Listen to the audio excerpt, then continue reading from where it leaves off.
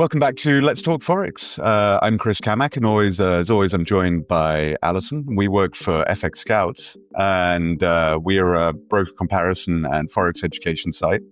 If this is your first time joining us. And Alison, we've got a very special guest on today. Yes, we do. Yeah. So today we're going to be interviewing Sam Morton. He's a Forex trader that runs a company called Actual Forex Trading. And you've got quite a following on YouTube. And you're also known, Sam, for your honesty and transparency, and you're a trading coach. And it's great to have you on, Sam. Thanks for joining us. You're welcome. I'm happy to be here.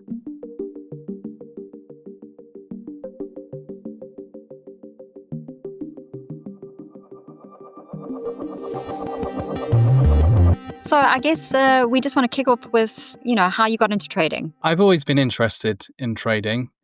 I think back to when I was much younger. I remember sitting in my living room or my parents' living room, and something was on the news about trading or financial markets.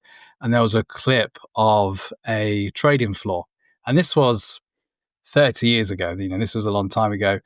And the people were shouting, buy, the traders, the brokers, buy, sell. And it caught my attention. And I thought, even then, as a small child, that's something I want to do. That looks a lot of fun. Later on in life, I watched a film called Rogue Trader. I don't know if you've ever seen it with Nick Leeson. You have, yeah. Mm-hmm.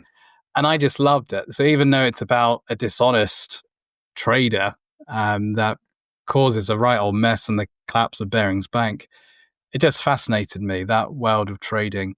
So it really goes back to my childhood. I got into trading much later on in life, though, when an opportunity arose. I was made redundant in the global recession, and I thought now's an opportunity to perhaps explore trading, which I did, and I've never turned back. That was 15 years ago.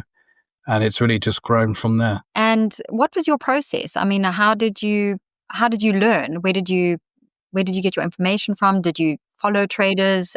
Did you get coaching yourself? Right in the beginning, I self-taught, and that was a real bad mistake. I had no money in the beginning. I didn't know what I was doing. I came across a broker, a UK broker at the time, started to trade on a demo account and realized I could make money just by buying stocks and selling them a few days later, and it worked. So seeing that small glimpse of success, what then happened is something that is very hard to admit. I borrowed money. I took a loan from the bank, put it into this trading account. It was £3,000, which was a lot of money for me back then, and money I was going to struggle to repay. But I put this into a brokerage account, started to trade, and the first day I made, I think it was about £250, like a 10% return. And I thought, wow, I've made it. £250. If I can make this every day, I'm set for life. That was my thought process at the time. The following day, I lost about £2,000. So I pretty much blew. I had a feeling that was where the story was going. Yeah.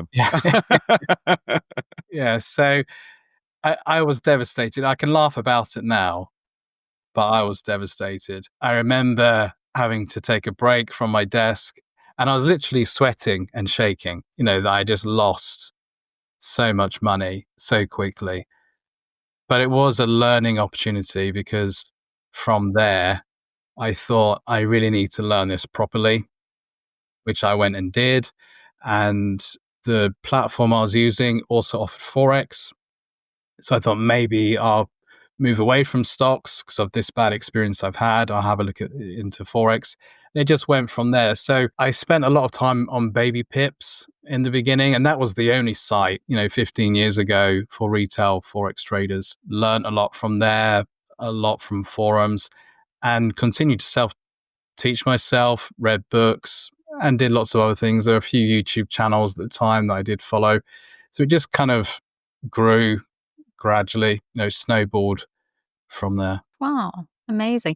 And now you're a trading coach, so you teach other traders how to trade, and I'm sure you've got a lot of wisdom for them based on your early experiences. So I've learned most lessons by hitting my head, by making mistakes. And as a coach that's been through that, you can really guide people and help them not to repeat those same mistakes. I think as a retail trader, there is an aspect of trading that is quite unique. We're not on a desk in London where risk is very tight and you have a lot of trading capital. Usually people I coach have a very small amount of capital, are trading on highly leveraged accounts. So being a Forex coach with that experience, I'm really in a good position to help these newer traders, what risks are involved, what they can expect from trading. The platforms that I've been trading with, the platforms I've been using the last 15 years, are the platforms they're going to be using. So there is a lot of sort of practicalities you can pass on, but actual trading, the trading psychology, the techniques, the thought process, the strategy, the risk management, obviously that's all part of being a coach too, and passing that on. They're all essential things to become successful in trading. How long do you find that it takes to take someone from who comes to you as a beginner trader to actually turn them into what you would consider like a relatively successful retail trader? I would say it takes a couple of years. Right. That might surprise some listeners. I think it surprises a lot of people, even people that sign up for my coaching services. That is a surprise, a shock that it's going to take that long. But trading is incredibly difficult. Probably the most difficult thing I've ever done. I've raised 4 children. I've been married for, I want to say 16 years, could be 17 years. Hopefully my wife's not listening. Hopefully she's not listening, yeah. And those things have been challenging. I've set up businesses. That's been challenging. These things are not easy at all. I would say trading is the hardest thing I've ever done. It's so difficult. So having someone that can guide you, who's been through it, is a real benefit, obviously. But it will take time. And like I said, I think that shocks a lot of people how long it takes. But the learning curve is huge. There's so much to learn. And then when you're actually trading, that's a whole other experience. There's the textbook side of learning to trade, and then there's the actual side of trading. I think it's the actual side, that practical experience. It takes so long to master, if that's the right word. I don't think we ever truly master, but to get to a level where we're confident in our trading decisions, where we can see results, it does take a lot of time. And for some people, it might take longer than 2 years. Some people might see the results they want within a year. But from my experience, you're looking, at least 2 years for most people. Yeah, I would agree with that. Yeah, it is a difficult thing. And you've also, as we mentioned here, you've got a YouTube channel called Actual Forex Trading, that's built up. When did you start doing that? And what was the, why did you want to do it? What was the impetus behind that? Sure. So I started Actual Forex Trading probably 12 years ago. So I've been trading for a few years before I started Actual Forex Trading. The purpose of starting the channel was to connect with other retail traders. YouTube was quite different 15 years ago. Now it's become a platform really to promote some sort of money-making scheme, to promote a business, or the channel itself is a business. It wasn't so much like that 15 years ago or 12 years ago when I started the channel. So it was really about reaching out to other traders, building a community, and it just grew from there. I found a lot of success very quickly because there wasn't many traders on YouTube at the time, but that success kind of dropped as more trading channels started on the platform. So it has grown and changed over the years. It's very much an educational platform now. And it's not something I commit to full time. My followers will know that. There's been times in the past where it's been 4 or 5 months and they haven't heard from me because I haven't uploaded anything. But the last year or so, I've done much better at uploading regular content, which I generally make for my followers. They'll have questions and I'll make content to answer those questions. So it's really a platform to help those learning to trade. It's more of a community rather than as you mentioned, a lot of other trading channels right now. And that's something I did want to touch on with you. I mean, we're seeing a rise of financial influencers or finfluencers. And I know it's something that, both FX Scouts, what we do and what you do is, we try and educate and try and paint a realistic picture of what Forex trading is like. But it feels like we're swimming against the tide right now with a lot of these channels out there. I know regulators are stepping in now, or at least trying to. If you're a beginner trader listening to this and they've seen all these flashy videos, what is your advice for those people? I think they need to step away from that type of content, and they have to do a reset, because what this content does is it creates false expectations.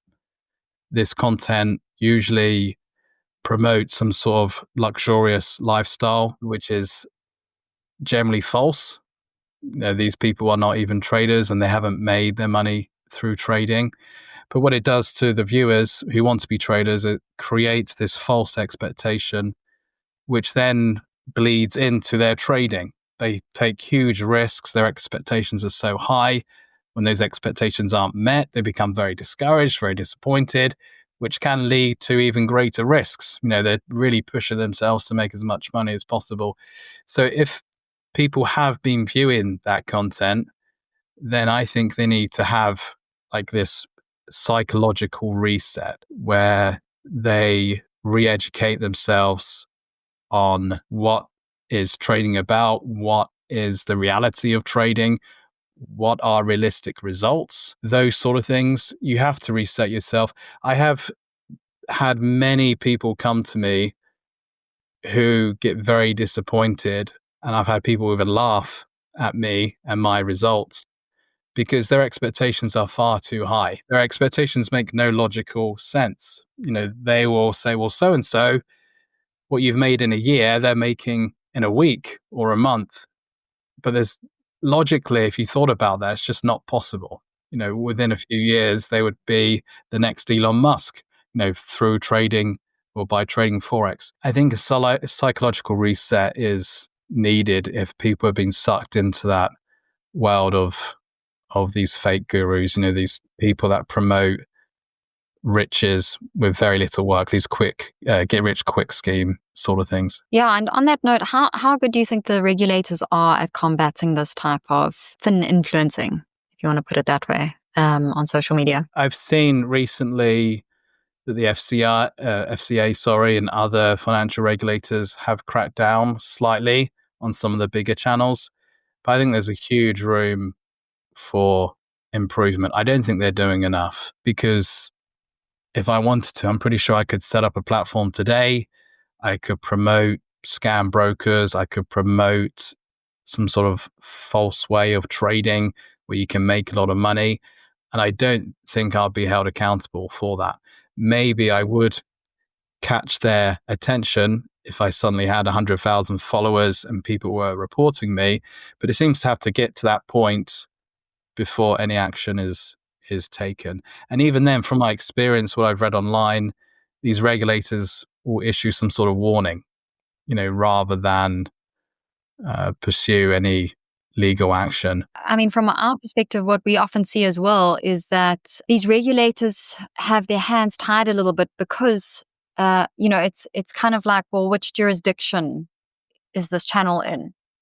Do you know what I mean? Is it based in the UK? Can the FCA act, or is it based in South Africa? Can the FSCA act? Or so I think it's very difficult on a platform like YouTube to find which regulator should crack down on that particular influencer. Yeah, I agree. I know the recent arrests that have been made, and this is very recent, and it's very minor action taken against very small amount of people, but that was like a joint investigation between a number of financial regulators across the globe.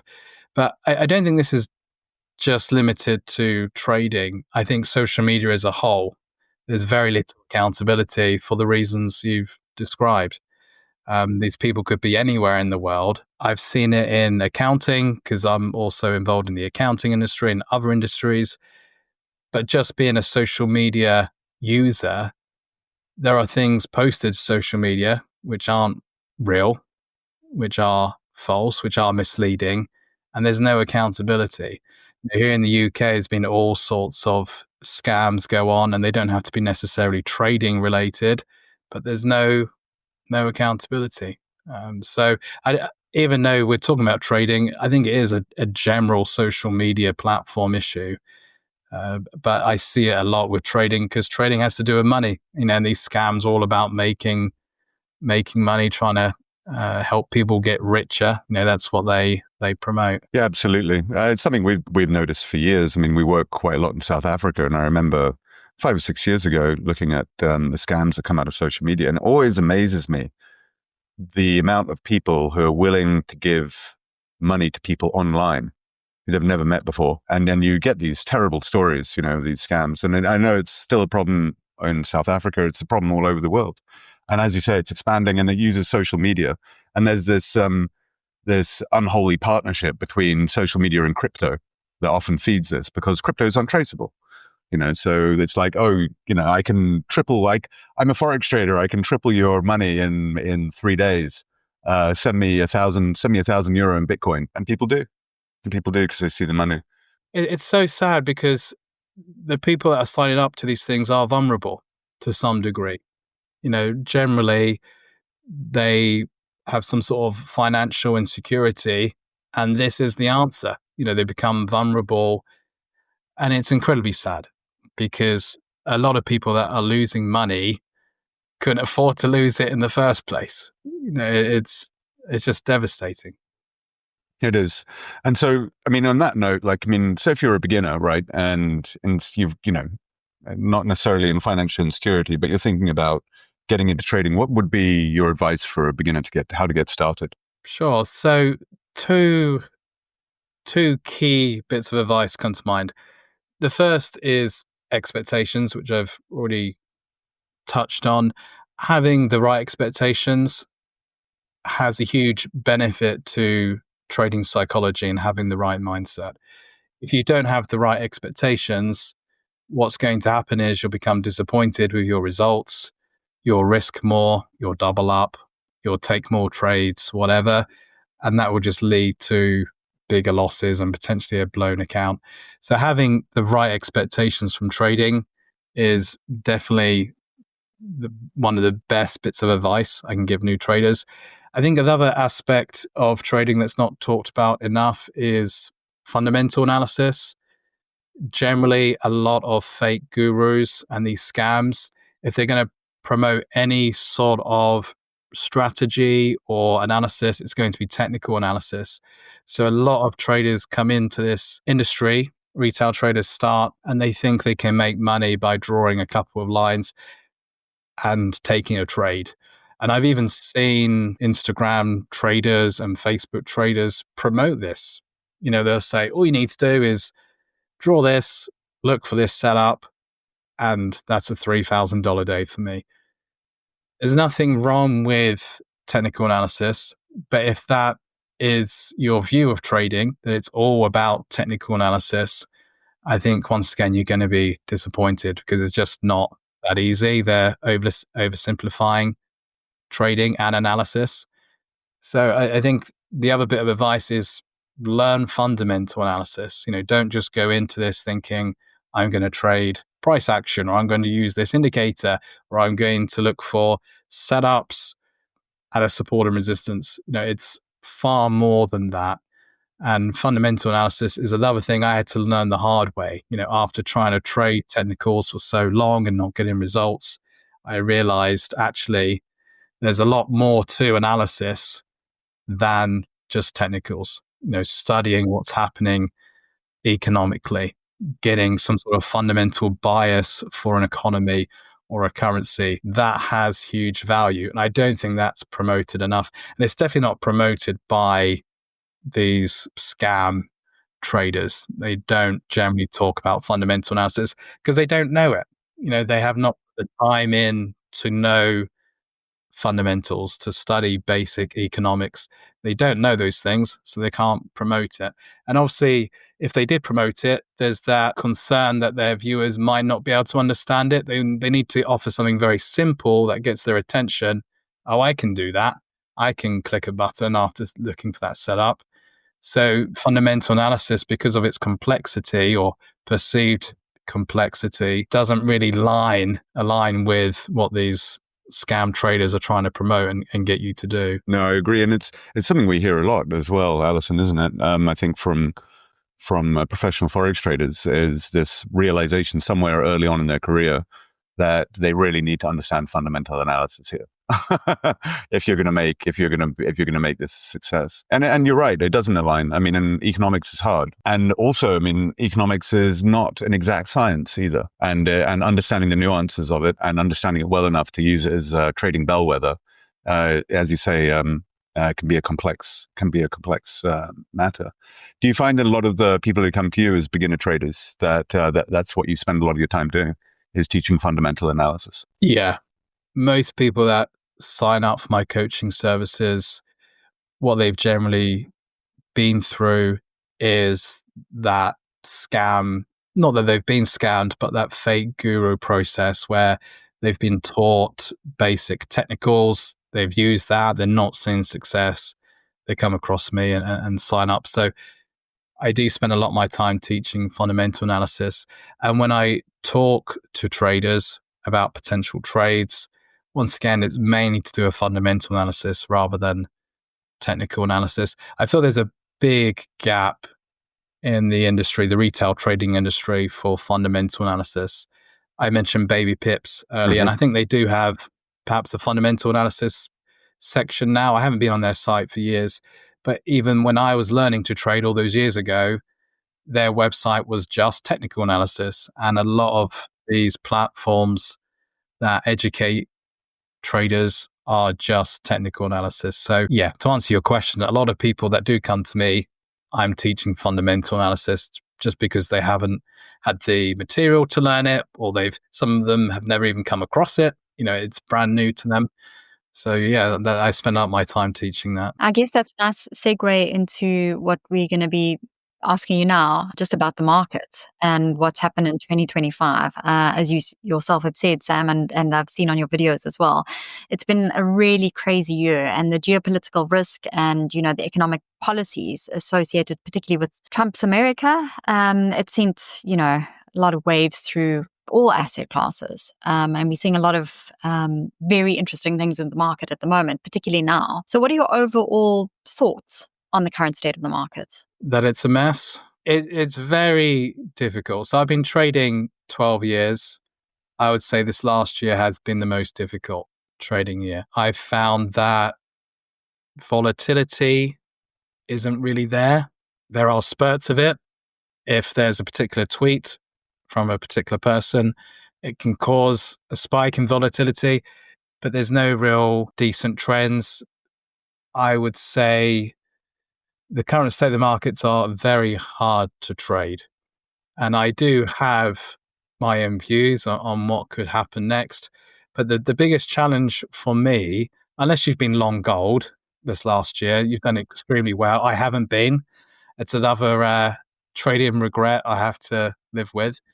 Unless you've been long gold, I think it's been very difficult to trade the markets. The price action, even though I don't solely rely on price action, that the price action is very sporadic. Even last week, I was in some good positions. I was short the euro, doing very well, gone in a flash because sudden news comes out to do with China and the US, just wipes out my positions. And this is what I've been dealing with for the last 9-10 months, is price action that just isn't reliable. It's hard to see that structure that is normally there.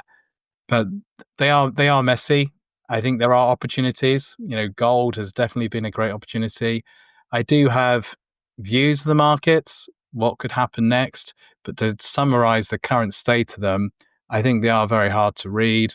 They are very difficult to trade. Yeah, no, I think we'd agree with that. It's a common refrain. You're hearing from, I think, a lot of traders. And as you say, and I think a lot of traders are sharing your experience as well, that they put themselves in a position, the fundamentals are aligned, and then they get wiped out because the orange man has decided to take to Twitter. So yeah, really, really tricky markets right now. But there are major shifts in the fundamentals that we're seeing. Whether these remain in the long term remains to be seen. We've seen particularly the story, the Euro USD has been really interesting, I think, in the last few months. We've seen this rebound in August, September after the dip in July, remains near 4-year highs. And that's something I know that you've talked about, and I know that you trade euro pairs quite a lot. This euro strength that we saw at the beginning of the year, is that purely a dollar story, do you think, or are there euro fundamentals going on here that are affecting that too? I think the global financial landscape has changed with Trump. My theory is where money used to inflow to the US, where money would go into US equities or the dollar, that money is not as confident as it used to be. So I think we're seeing more of a diverse investing and trading where people are willing to put a portion of their cash into gold, into the euro, into other financial assets, as well as the US. So there's kind of this hedge. That's how I see it, is instead of going all in to the US, they're having to hedge their US investments by investing the euro and other assets. I think the euro strength will remain. Whether the euro will climb higher or not, I'm a bit skeptical. With fundamental analysis, I find that the challenges of fundamental analysis for me are not letting your hopes or dreams influence your analysis. Now, I'm in Europe. I would love Europe to flourish, for the euro to move higher and UK and European equities to move higher. I would love that. That's my hope, and I have to make sure I don't influence my analysis, my expectations on that hope. I think the other issue with fundamental analysis for me when it comes to euro is not letting your political bias or your political beliefs influence your fundamentals. So I do find the euro particularly hard to have a view on, a real fundamental view on, because of those reasons. But I can't see the euro moving much higher. I am skeptical. There is money coming into Europe, but I don't think it's outflows from the US 100% and then into the euro. I think it's just people diversifying their investments. So we're seeing euro strength. Time will tell if Europe does grow from this.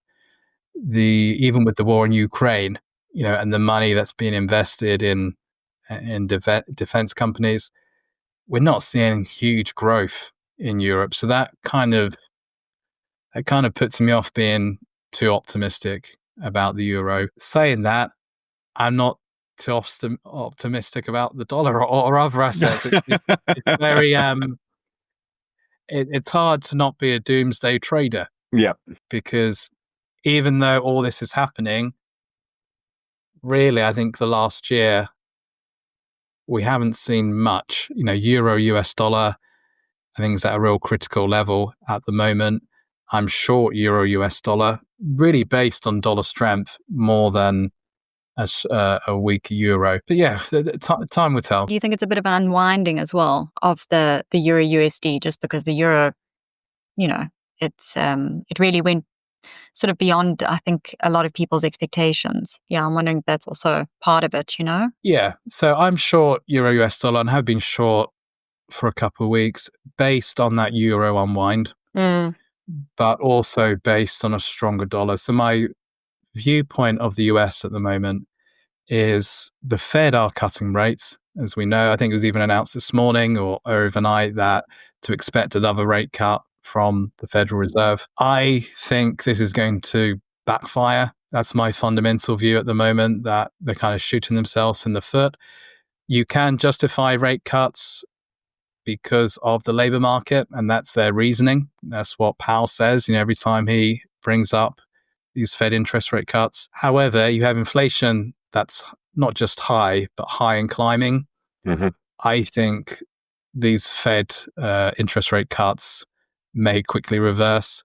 So I'm long the dollar. I've been long the dollar index for a couple of weeks, which is already doing very well.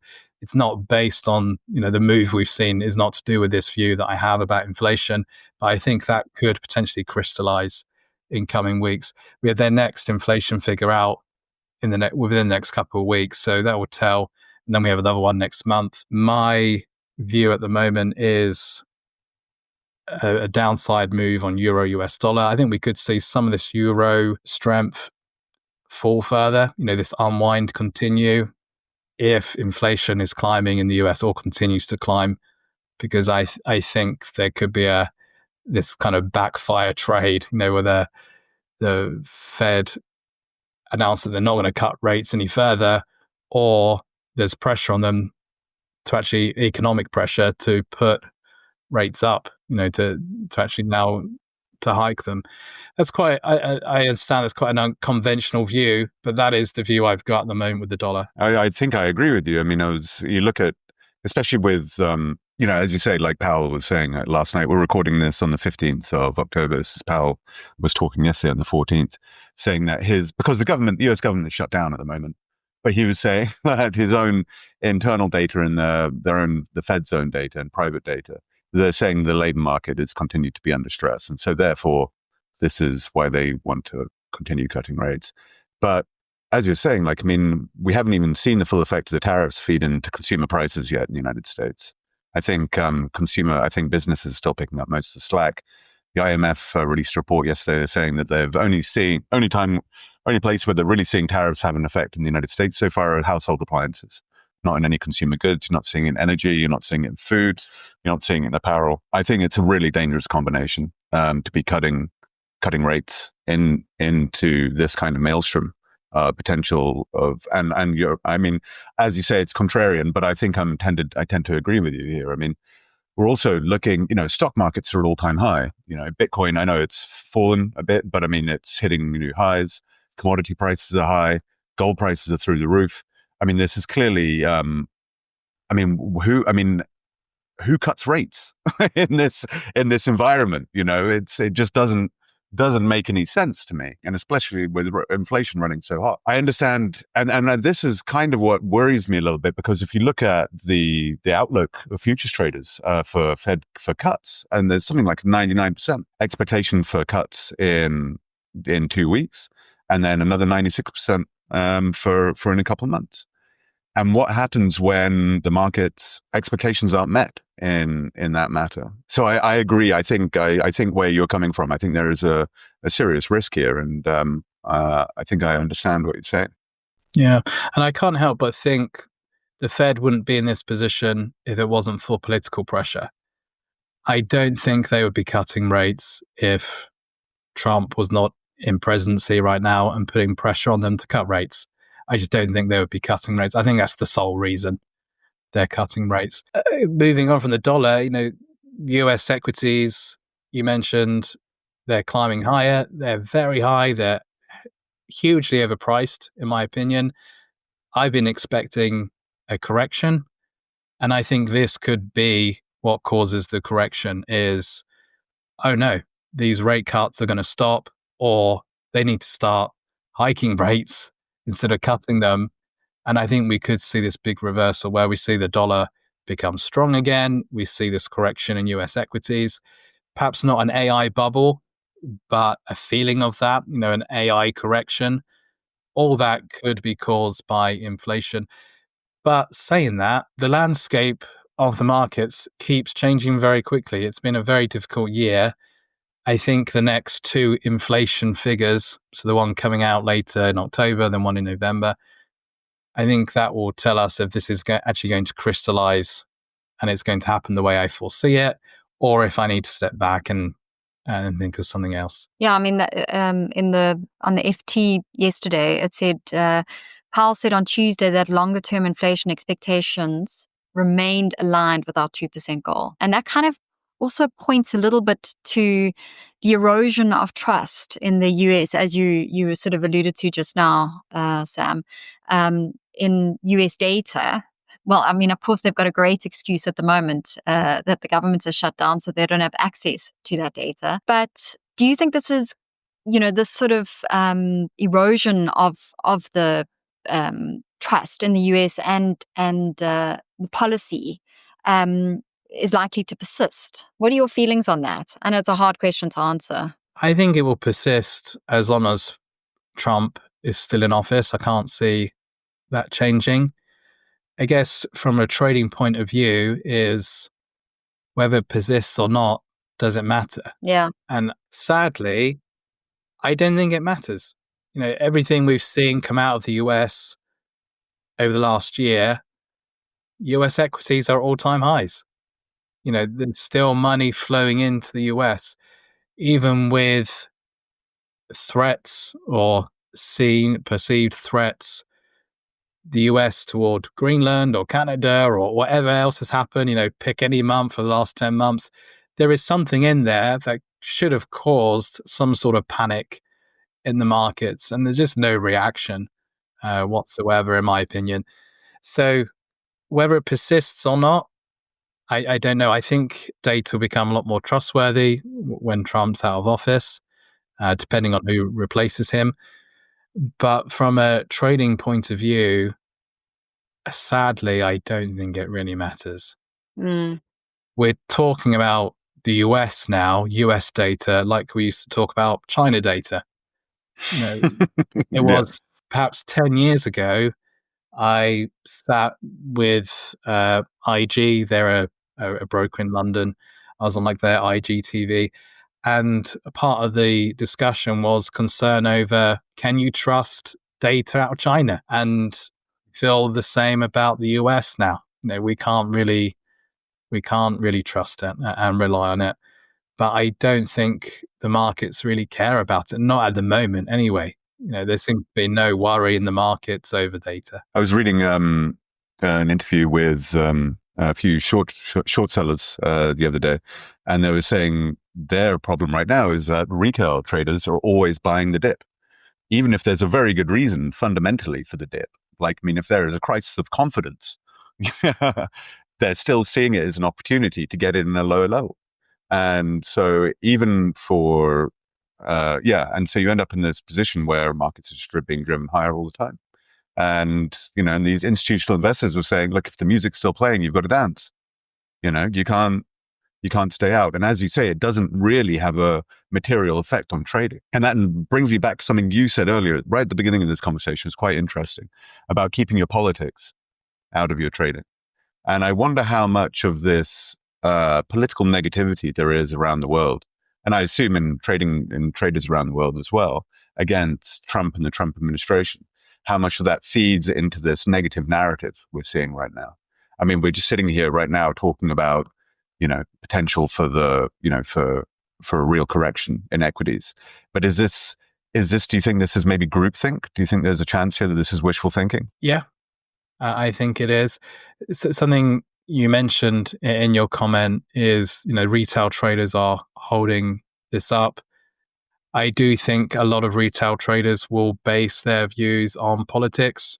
I remember when Obama was voted into office, and I had someone on my Facebook at the time who didn't like Obama very much, and his post was something like, the economy is ruined, the stock markets are going to fall, because Obama's now in office. Right. So I think a lot of these retail traders that are propping up the US equity markets, if they are pro-Trump, then they have no issue buying the dip and keeping it up.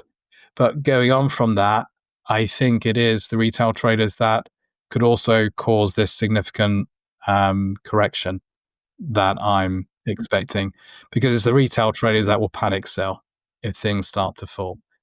So even though it's the retail traders holding things up, I think it could also be the retail traders that have a big influence in bringing things down again when they realize that there's no dip to buy because it keeps falling. But we'll wait and see. And speaking of panic selling, I mean, I'm not sure if it's something you trade, but what I thought quite interesting in the last few days was the collapse in the Bitcoin price. I mean, I know I touched on it briefly.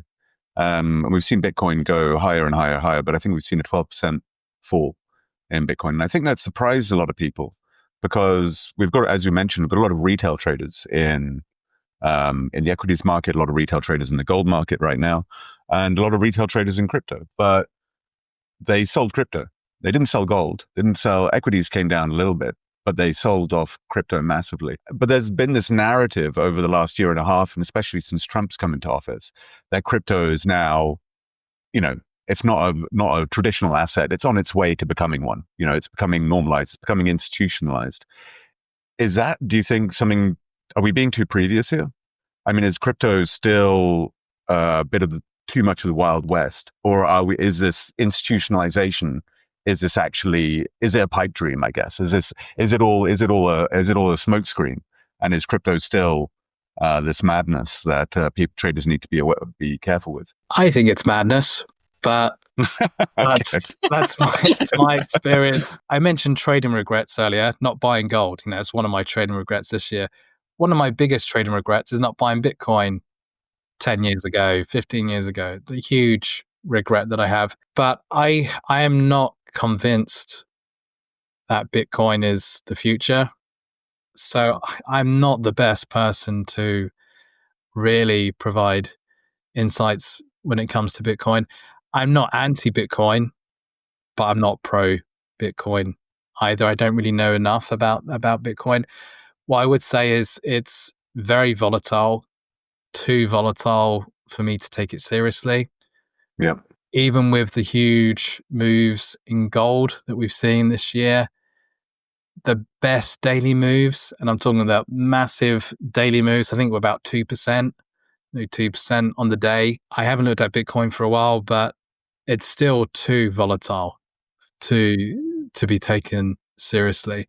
I think Trump seemed very pro-Bitcoin to get into office, and maybe he still is pro-Bitcoin. I don't really know. But if it is going to become a more reliable asset, it's taking its time. It's been around for a really long time. When you think of other assets, more tangible assets, they always had value. They always were something you could rely on, something that you needed. The daily person, the average person needed oil. They needed to shop at their local Tesco or Costco, or they needed to use the bank. These were commodities. These were things they had daily interactions with. That's missing with Bitcoin. I've never needed to use Bitcoin. I don't need to use Bitcoin. Everyone that I know doesn't use Bitcoin. So it is very much speculative. It is a speculative market. I don't see it being anything more than that. So I think the volatility will continue. It's not an asset I would invest in. I know they launched the crypto ETF recently. That was more appealing to me, I think, because of the diversity and the lack of volatility. But like I said, if it's not something you can see a need for, then it doesn't really have any value. That's how I see financial assets. We need wheat, we need US companies, we need the pound. Do we need Bitcoin? So it's very difficult. I'm probably not the best person to share my opinion on Bitcoin. I probably just gained a few haters. No, it's just interesting because we see from our side, a lot of traders, they come in, that's what they want to trade.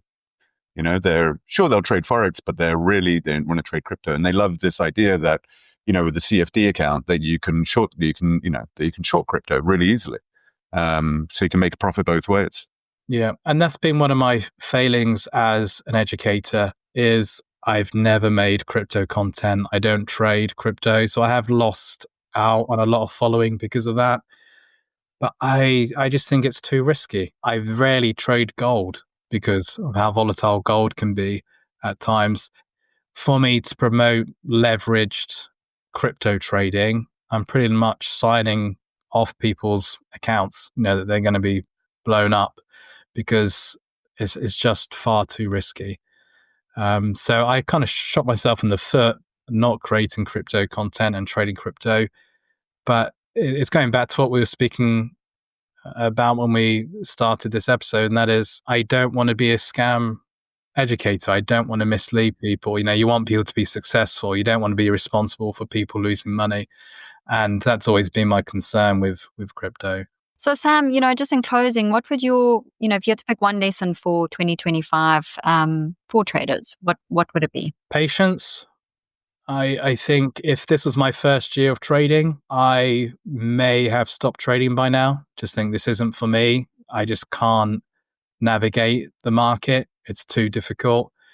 With a bit more patience and time, I would learn that it's not always like this, and it hasn't always been like this. Previous years were so much easier to navigate from a fundamental and a technical point of view. So if you are new to trading, give it more time. Be more patient, experience the market for a few years, I would say, before you decide if it's for you or not. Don't gauge your trading experience by the last 6 months, because it's been a wild west, I would say. It's been very difficult. Thank you so much. Thank you, Sam, for coming on. It's been really enlightening, really interesting talking to you. I know we mentioned you've got Actual Forex Trading, your YouTube channel, and it looks like you're posting on there fairly regularly. I saw your latest on your trading setup, which I think a lot of people find very impressive. 8 monitors, even though three of which may not be active at the moment. But yeah, where else can people find you? I'm on all social media platforms. You can find me. I also have appeared on other podcasts, talk shows, things like that. If they just Google my name, something will come up that's relevant. Superb. Well, thank you so much for coming on again, Sam. And I'm sure we'll have you on again in the future. We can have another chat maybe in early next year and see how wrong I was about inflation. See whether your predictions are correct. It'll be interesting. We can do that. It'll be superb. Thanks again, Sam. And we'll speak soon. Thank you. Bye.